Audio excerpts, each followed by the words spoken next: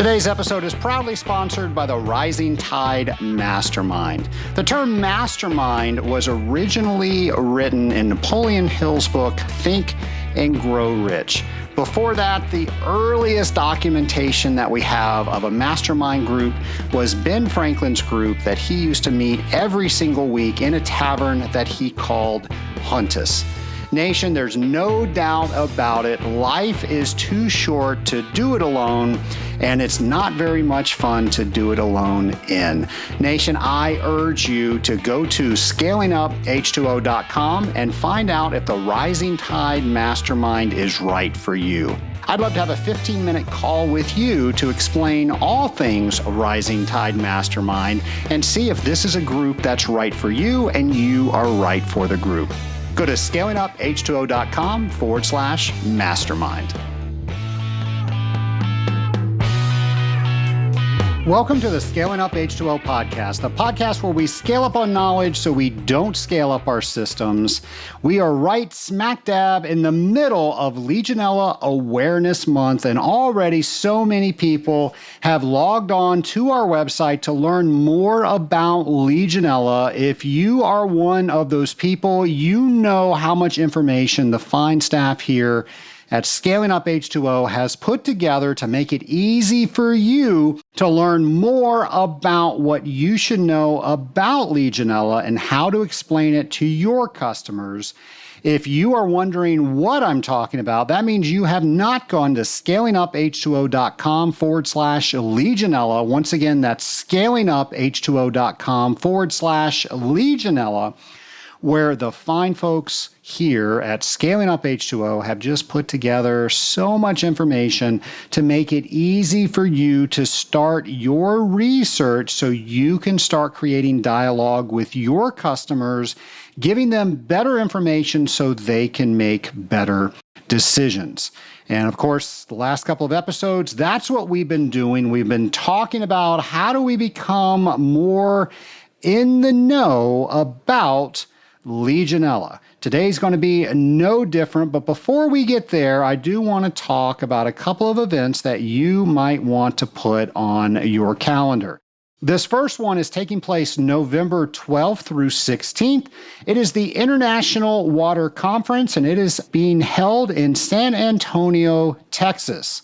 Nation, I am so pleased to tell you that the International Water Conference has asked yours truly to be this year's keynote speaker. I am so humbled. I am so excited.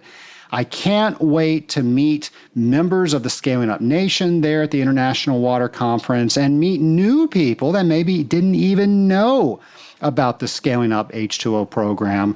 But it's been so much fun working with the folks at the International Water Conference. I'm super honored, and I want to thank them for selecting me as this year's keynote speaker. And I cannot wait to get on that stage and deliver my keynote speech. Just a couple months ago, I think I was telling you about developing a TED Talk. Well, if you do something and you finish it and you don't have something else that you are stretching yourself to make sure you are getting better in whatever you are trying to get better at, then I've been told you're not doing it right. Just like a runner. If a runner finishes up a race and they don't have their second race scheduled, well, a lot of times that's how people stop running. So that's what I did. I was contacted by the staff at the International Water Conference, and they asked if I would do this, and I thought it was a tremendous opportunity. So I can't wait to do that.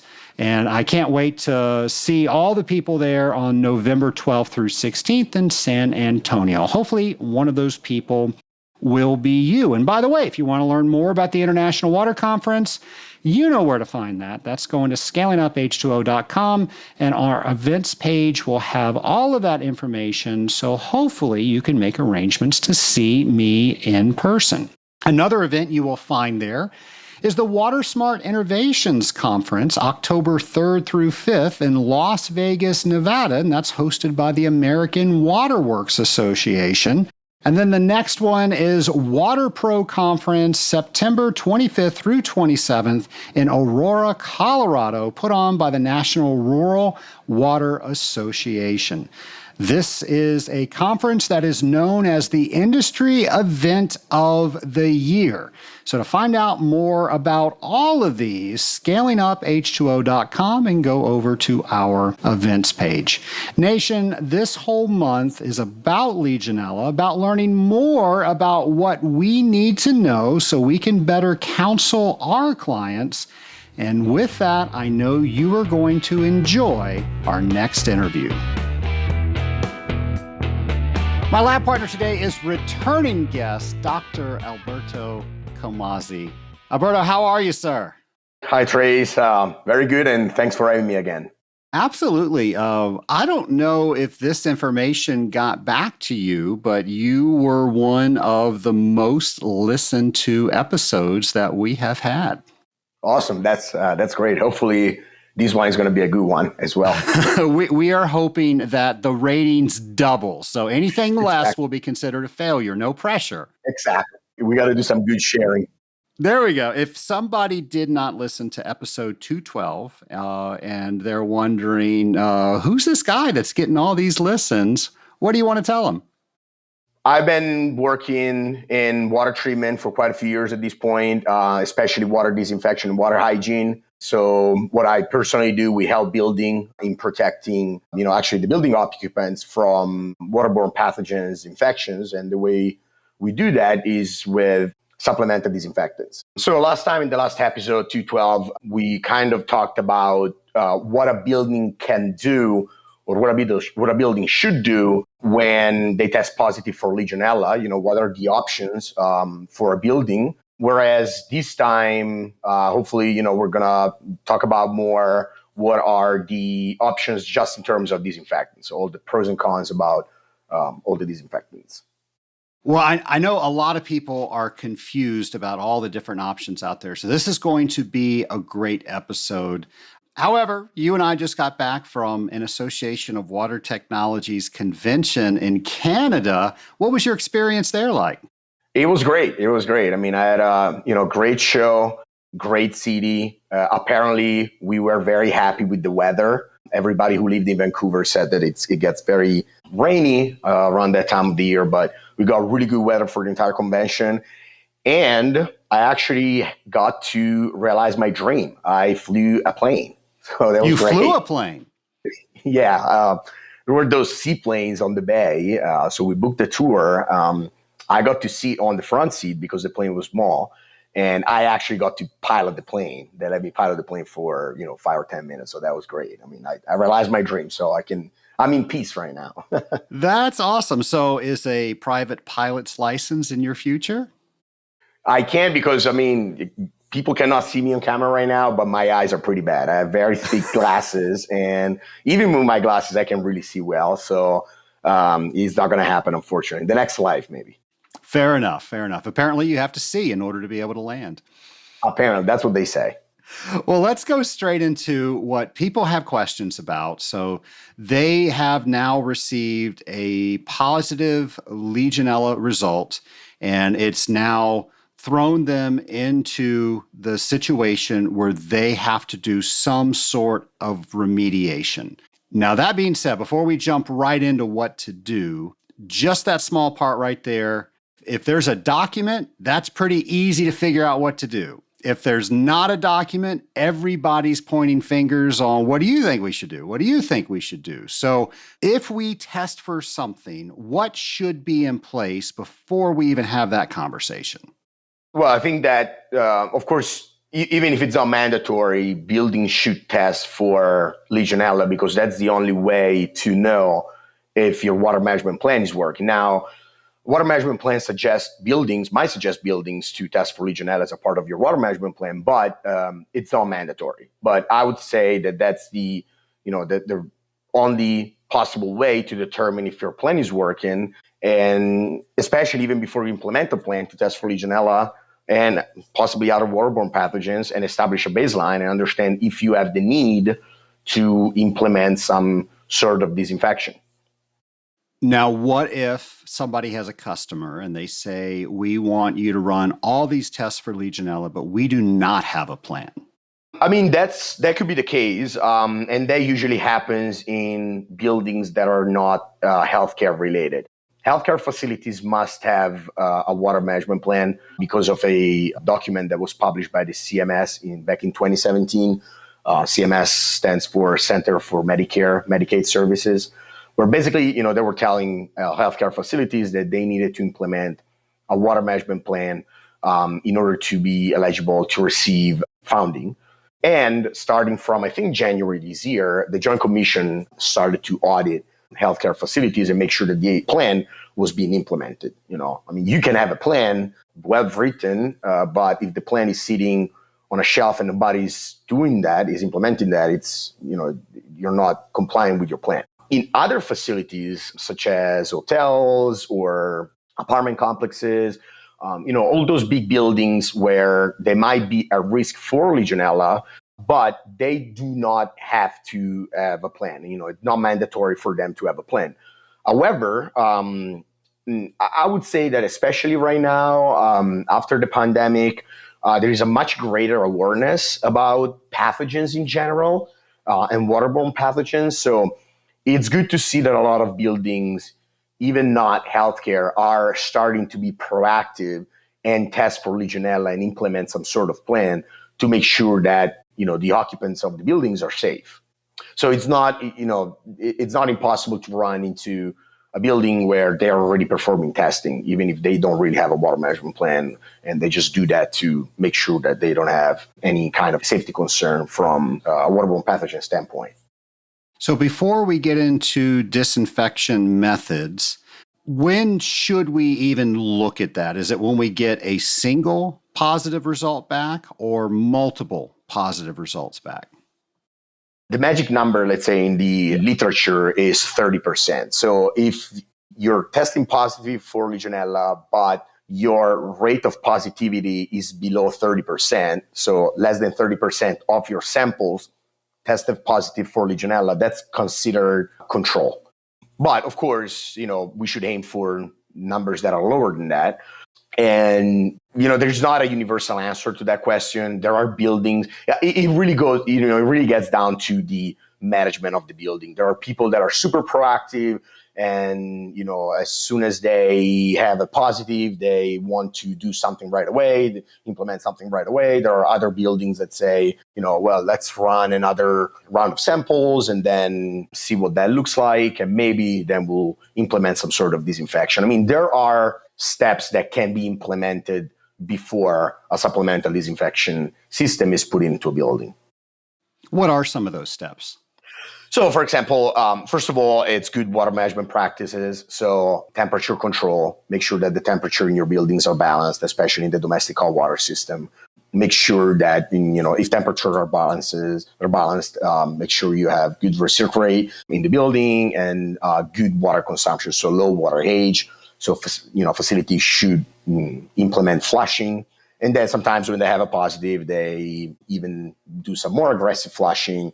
But then if it becomes chronic, then at that point in time, they might think about installing a supplemental disinfection system.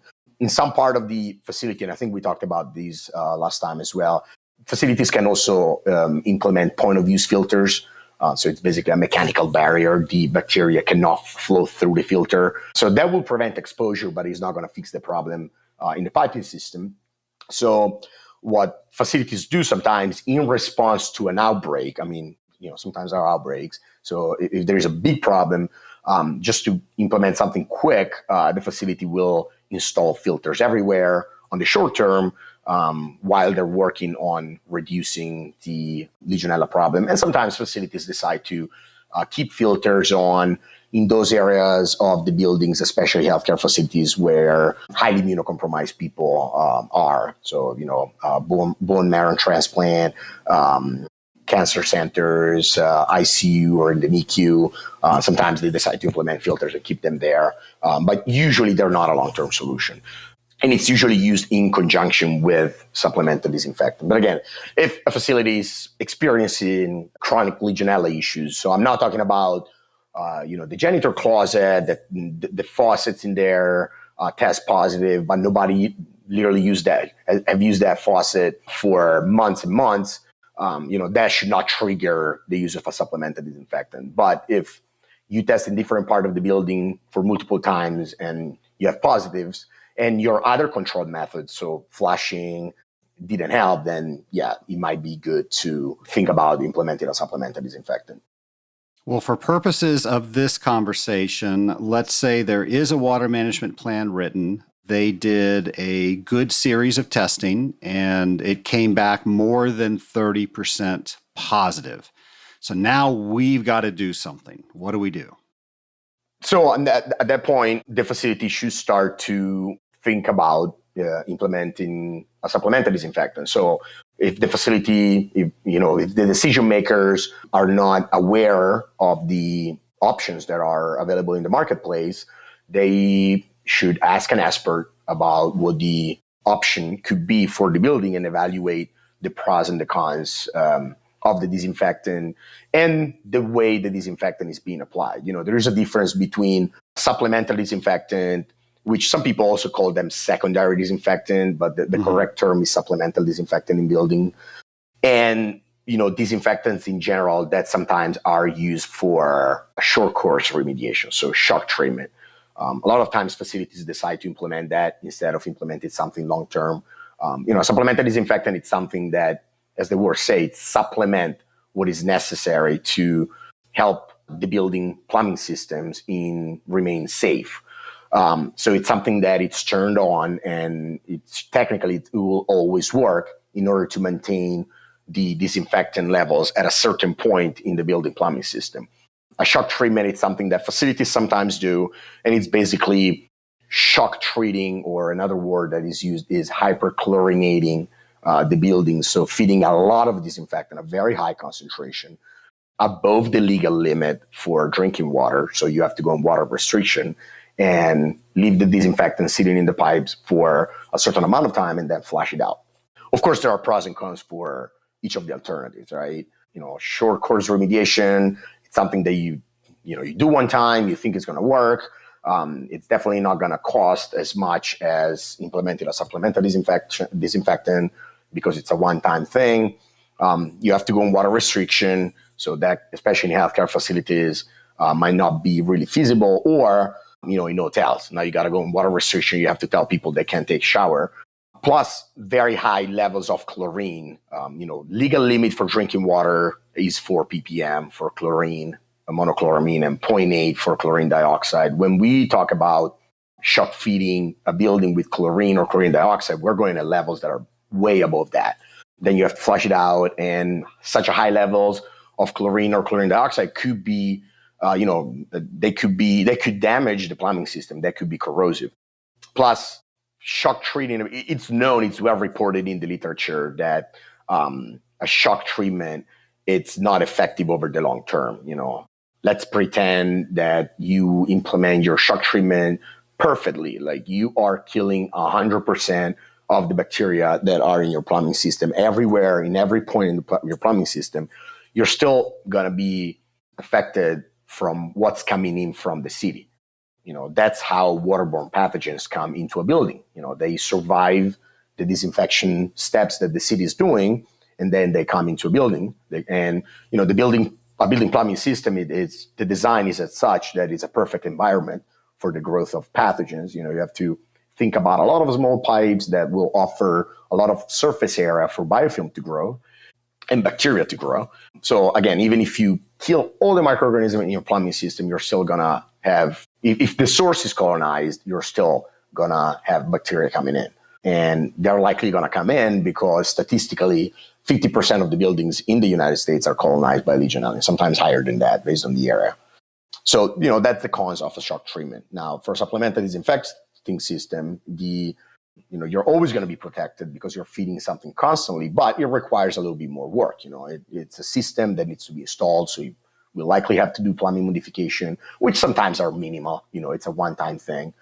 But then, the water treater, will have to take care of the supplemental disinfectant system.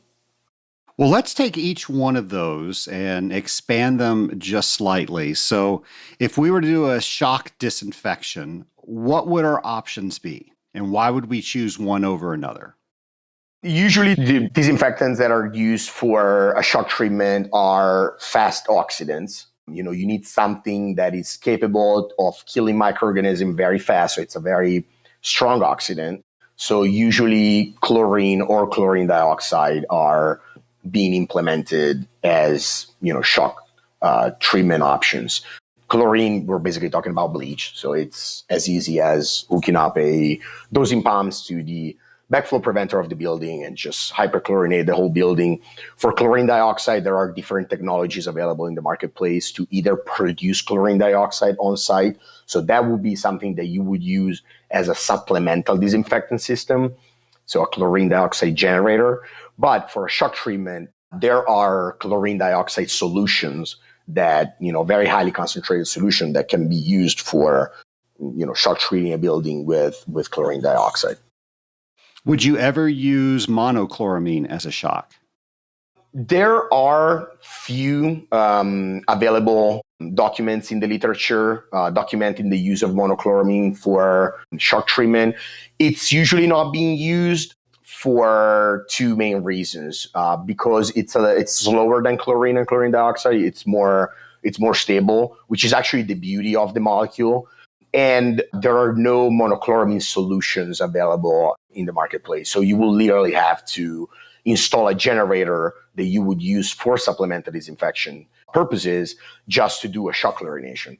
What buildings do sometimes, they install a monochloramine system for supplemental disinfection because that's what they want to do. But at the beginning of the program, they decide to shock treat the building with monochloramine because they already have the generator on site. And another option is copper silver. When would you use that? No, copper silver is not being used for short course remediation. It's not being used as a shock disinfectant. It's only being used, it's almost like monochloramine. It's only being used as supplemental disinfectant. Copper silver is, almost the same as monochloramine. You would need a system in the building to produce copper silver. So it's usually not being used as a shock treatment chemical. And the last item that would be available to us is just heat. So my question to you is, do people just heat or just use one of the options we talked about? Or a lot of times do they use two things at once, like heat and hyperchlorination? You wouldn't do that together because the higher the temperature, the faster the chlorine will decay in the water. But yes, you're 100% correct, and I forgot to mention that. Heat or superheating is another short course remediation for Legionella treatment. So in the concept there is heating the temperature to a point where, the bacteria will start to die. There is a lot of data in the literature showing that they say that 140 Fahrenheit is the magic temperature to kill Legionella, but in a plumbing system is not like being in a lab. It's much harder to kill Legionella in a plumbing system with just heat because, first of all, you need to ensure that you are carrying the high temperature everywhere in the plumbing system, as well as you would have to flush all the faucets and carry that temperature to all the fixtures and, showers, faucets in the facility. And again, the cons of short course treatment is that it's widely reported that are not effective over the long term because it's almost pretty much impossible to kill all the bacteria that you have in your plumbing system just in a few hours. Plus, you're still gonna be subjected to what is coming in from the city. Unfortunately, a lot of times buildings want to do that because they see that as an easy way out, right? It's a one-time thing. I'm going to do it overnight. Yes, I have to go on water restriction, but it's not going to be a big deal. I have to go on water restriction for 6 hours. I'll do it from 10 p.m. at night until 4 o'clock in the morning. A lot of manpower, but again, one time, who cares? But so a lot of times facility want to do that because they think it's easier and it's going to be effective. But as a matter of fact, it usually comes back more often than what people will think. Let's put it that way. Alberto, earlier you had mentioned that people will use heat in just their general maintenance to try to keep their Legionella positives down. In doing so, you just disclosed that we have to keep it at least 140 degrees. Well, that's pretty hot. So if somebody turns on the hot water, they might be getting a lawsuit because they're now burned. How are people dealing with that? Yes, correct. That's why I was saying that you would have to go on water restriction, because you can't deliver water that is too hot to the room, so nobody can use water. There are scalding issues. And it's a waste of energy as well, because 140 is what it's reported in the literature. But as a matter of fact, you would have to actually heat the water at temperatures that are higher than 140. 140 is when it stops to grow. So you would probably have to go up to 150, 160. You can't deliver that water to the fixtures because it's too hot. So you would have to go on, water restriction. People could not use the water. The same as a shock chlorination. People could not use the water as you're doing the treatment. Just want to be clear because, as you mentioned, a lot of buildings think that that's an easy, free issue. Everything's already installed. Just crank up the heat. So I wanted to make sure everybody was thinking about that full course of action, not just what was easy, but actually what's going to happen if you do that. Well, let's shift gears now and say that the shock disinfection worked. Well, actually, before we do that, how would we know the shock disinfection worked? Well, you would have to test after the shock treatment is being performed, and a lot of times people test right after. So right after, it might look like that worked, but then you test a few weeks later and you're back, your problem is back. So, testing is the only way to validate that whatever remediation you are implementing is working. So we did a test, maybe we did a subsequent test, and everything looks good. So we feel like we got everything for now. Of course, it's going to come back because it's coming in through the makeup water. But the shock disinfection was successful on this application. And now a facility says, we really don't want to have that risk as we did before. So we want to add a continuous disinfection to our building. What does the water treatment professional need to know to guide that conversation? And what does that process look like? Well, if the facility wants to implement a supplemental disinfectant, they need to look at the options that are available in the marketplace. And, options are chlorine dioxide, and monochloramine that are water disinfectant. So those are water disinfectant listed by the EPA under the Safe Drinking Water Act. And then, of course, you mentioned copper, silver as well, which are technically not disinfectants, but they are being used as, supplemental disinfectants or, Legionella remediation technologies. So the first thing the water treater should do is, go in a building and see where to apply the supplemental disinfectant. So the $1 million question is, do I treat the entire cold water going into the building, or do I treat just the hot water system? It depends who you ask for, right? There's not a universal answer to that question. You can see that from different point of views. First of all, Legionella does not colonize. It comes in from the cold water, but doesn't really colonize in cold water. Legionella is a thermotolerant pathogens. It grows in warm water, and that's why it's harmful for human beings, because it grows in our lungs. That's a perfect temperature for the bacteria. So sometimes treating the entire cold water in a building is unnecessary, because that's not where the problem is. Especially the cold water in a building in healthcare facilities, it's usually 90% of the entire water is cold water only, whereas the hot water in a building is usually 10 to 15%.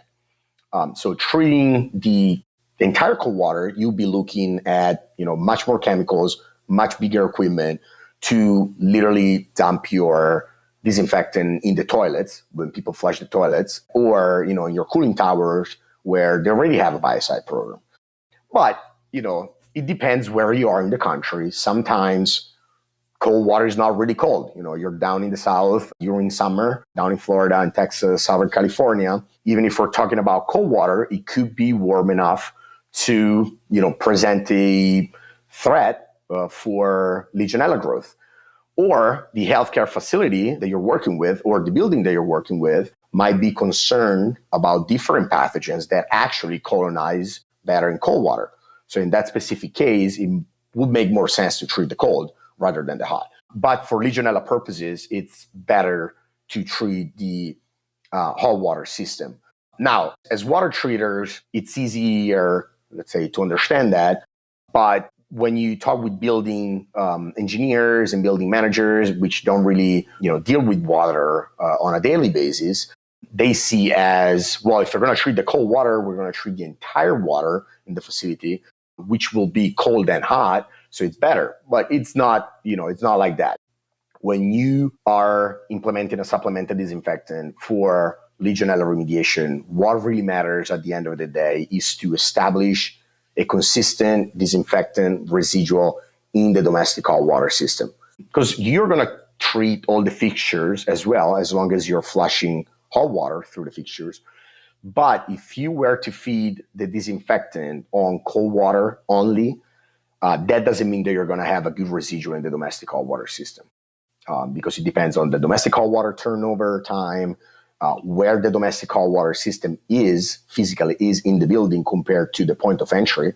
If it's far away, that water with the disinfectant has to travel all the way to the domestic hot water system, flow into the domestic hot water heaters. The heat exchange in that, the shift in temperature will be detrimental to the disinfectant stability.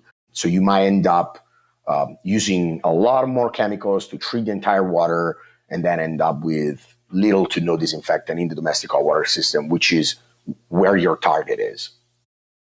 So once they determine what they're going to treat, and they're going to consider if they're going to use chlorination, monochloramine, where do they go now? Do they reach out to a vendor, a trusted advisor? What information do they need so they can guide the customer through the process, so they can get the right equipment showing up, they can get that equipment installed and actually do what they're hoping it will do?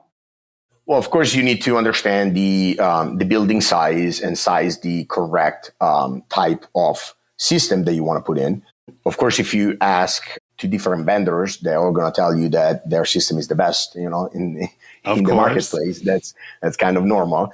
But the good thing is that there is a lot of data published by the EPA. There is a document by the EPA published in 2016. It's a whole technology review for Legionella remediation. You can download it for free on the EPA website.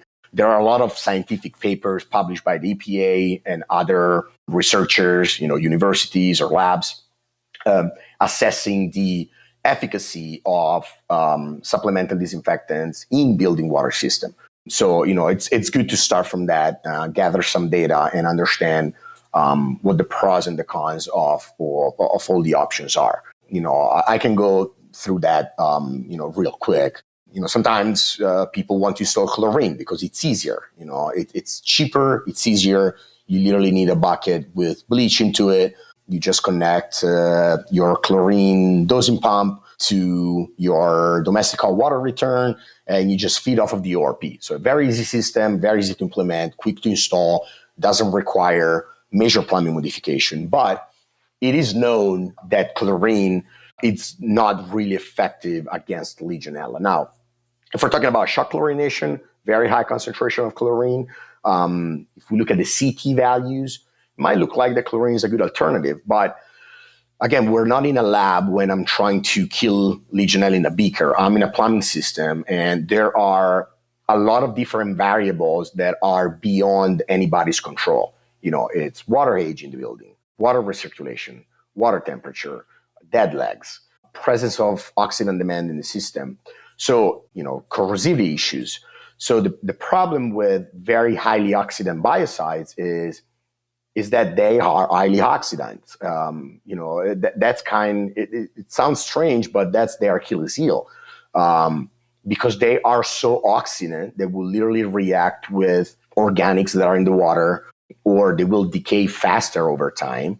So they could be great in killing Legionella, but the problem with strong oxidant such as chlorine and chlorine dioxide as well, is that it's extremely hard to establish a consistent residual everywhere in the plumbing system. So yes, you do have a molecule that is very effective, but you are not going to be able to achieve the exposure that you need between the molecule and the microorganism, right? Maybe in 100 years, there's going to be the perfect disinfectant that it's not corrosive, it's perfect, kills Legionella in 0.2 seconds every time, no issues whatsoever. But if the actual microorganism is not in contact with the molecule, nothing is going to happen.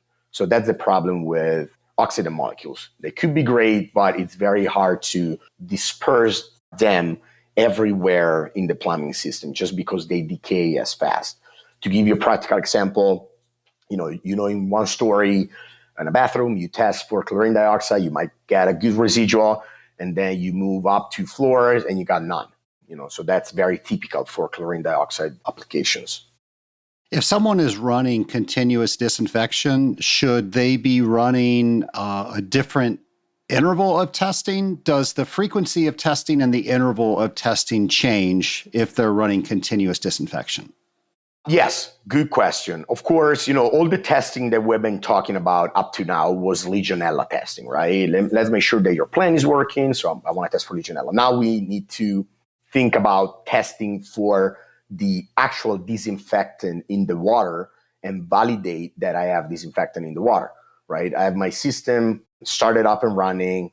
Looks like that the system is running fine, no alarms, no nothing. But then I have to validate that my system is putting out the disinfectant at the levels that I want. And the way to do that is to test for the disinfectant. Now, the good thing is that there are on-site tests with test kit that the facility people can run, in different part of the building, and they can make sure that the disinfectant is there. Now, I personally like to test every day because usually those tests are very easy to do, are very quick to do, so they're not a burden for the facility. But then you have to, be realistic, and a lot of time facility people are not willing to test as often as a water treater would like. But I would say that probably like a couple of times a week, that is a good media to make sure that your disinfectant is in the water at the level that you want. Unless you are in one state where you need to apply for a permit to feed a supplemental disinfectant with the authority having jurisdiction in that specific state. So in that case, the state will say how many times you have to test. And then you have to report the data back to the state. So you have to test at whatever frequency they tell you to test. Now, how would you know if you resided in one of those states? Well, you technically would have to research that. And the way you do that is to figure out who is the authority having jurisdiction for drinking water in that state. So that's step one. So it could be the EPA, it could be the DOH, the DEP. And then ask them if a permit is needed for the application of a supplemental disinfectant on drinking water, on cold water. And sometimes when you work with water treaters and with product manufacturer, they usually know that, if they have business in that state already, they usually know if a permit is required, and if it is, what is the process to do so. The cons to that is that there's no uniformity among the states, right? Like, I'm off in Pennsylvania. In Pennsylvania, you need to apply for a permit. In New Jersey, you don't. So you literally drive across the bridge and you're good. You don't have to apply for a permit. But if you're on the Pennsylvania side, you have. Do some states require you to be a licensed operator as well? Yes. So usually when a permit is issued by the state, you need a licensed operator to oversee the supplemental disinfection application in a building. I mean, there are some issues related to the permit process, in my opinion. I think you should start to look at what is the goal of the permit. The permit has a purpose, right? It's protect the public health. It's making sure that an application is made the way it's supposed to, so it doesn't pose any threat to the people that are in the building, right? Otherwise, everybody could just buy bleach and feed bleach in a building, without any sort of control, then we're done, right? We don't want that to happen. The problem, though, with a permit is, starting from, if somebody doesn't know how to apply, sometimes it could be a process that takes some time. and some resources, especially financial resources. So the first step is figure out who do I have to ask, how do I apply for the permit, and sometimes in some states the regulators make the permit process so hard for whatever reasons that I'm still trying to figure out that it's going to be detrimental to public health because you have a facility that has a Legionella problem. They're trying to do the right thing. They're trying to feed a disinfectant, but the process to do that is so hard. It's so difficult that at some point the facility gives up. They say, it's too much for us. And you mentioned the licensed operator. Sometimes the facility doesn't have a licensed operator on staff. A lot of water treatment firms do, but a lot of them don't. So the facility sometimes need to hire an external person as a licensed operator. Now, there is a lot of discussion right now going on with ASHDWA and AWWA, which I'm part of a committee in AWWA, about finding and creating a certification for building licensed operators. Like in a perfect world, the CWT certification would be equal to that certification, right? Because when you mention a licensed operator, we're talking about a municipal water treatment plant licensed operator. So it's a person that is doing the job at the municipal level, but that person usually, works in a municipality and they don't really understand the water chemistry in a building. A building is a completely different ecosystem than a water treatment utility and a municipal distribution system. In a building, we have, first of all, water heaters, domestic hot water system, booster pumps, receiver pumps, cooling towers, boilers, chillers. We have all these components that licensed operators don't really know. So with all of these different things that we can do, we're now testing for it. Maybe we have a permit. Maybe we have to have some sort of license. We've done all of these things, and we're doing all of these things to keep people safer. We don't want people to get sick, and we don't want the liability. So my question to you is one method better than another when it comes to what the courts see as due diligence? I don't think the court will actually look at the method that is being implemented, but they're probably going to look at the test results after a specific method was implemented. So the key is to implement the method that is the most efficient in reducing your risk of having Legionella in the water, right? And we kind of went through the pros and cons of chlorine and chlorine dioxide. Now we can talk a little bit more about copper silver and monochloramine. Copper silver has been used for a longer time than monochloramine in building. It could work over the short term, but it is proven in the literature that copper silver kind of loses efficacy over the long term, just because the mechanism of action with the bacteria is different. Monochloramine, more stable than chlorine and chlorine dioxide, but still an oxidant. So they actually oxidize the microorganism completely, or some protein that are responsible for metabolic process of the microorganism. So the microorganism cannot sustain life anymore and will die, right? Whereas copper and silver are metallic ions that will poison the microorganism. So they would do the same that heavy metal would do to a human being, would poison the microorganism. So it's reported that the microorganism could develop resistance over the long term to those ions. I mean, there are studies where good control was achieved at the beginning of the treatment, and then after a few years, Legionella came back, even if the levels of copper silvers were good in the plumbing system. Monochloramine has been used in the United States as a supplemental disinfection system against Legionella, has been used for a little bit longer in Europe, in buildings. As of now, there's no data reporting that Legionella comes back after a certain time with the use of monochloramine. And the beauty of monochloramine, as I mentioned before, it's stability. Because it's more stable, it's going to be easier to establish the residual everywhere in the plumbing system by feeding it to your water. So that's why it usually works better than chlorine and chlorine dioxide and copper silver. If you could only get one point across today, what do you want that point to be?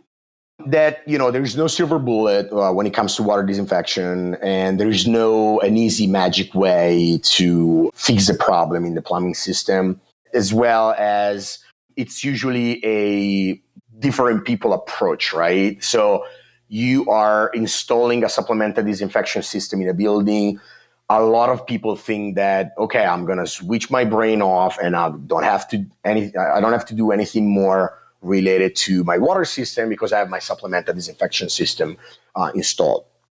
First of all, is drinking water, so that system needs to be maintained, but then flushing is still crucial from the building in order to get the disinfectant everywhere in the plumbing system. So installing a supplemental disinfectant system doesn't automatically give you 100% success rate for Legionella, and then you don't have to think about anything else. It's, there is homework, there are homeworks to do when a supplemental disinfection system is installed.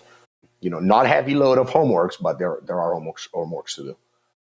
Well, we appreciate all this information. I have no doubts this is going to be another show that people are going to get a lot of information and probably listen to multiple times. So thank you for sharing all your knowledge, all your experience. But before I say goodbye, how about a new round of lightning round questions? Let's do it. All right, so here we go. Question number 1, what would you say your superpower is? My superpower is what, a lot of people that deal with water hygiene should have as a superpower is, being able to speak different languages. And with different languages, I'm not talking about Italian and American. I'm talking about, sometimes you have to talk with different people in a building. You have to talk with the facility director or the infection preventionist or the water treater. So you have to be able to deliver information in a way that people will understand, so you have to have the good water treatment / chemistry balance based on who you're talking with. So I think that's probably one of my superpowers. What would you say over your career your biggest accomplishment has been? My biggest accomplishment, I don't think there's one in particular.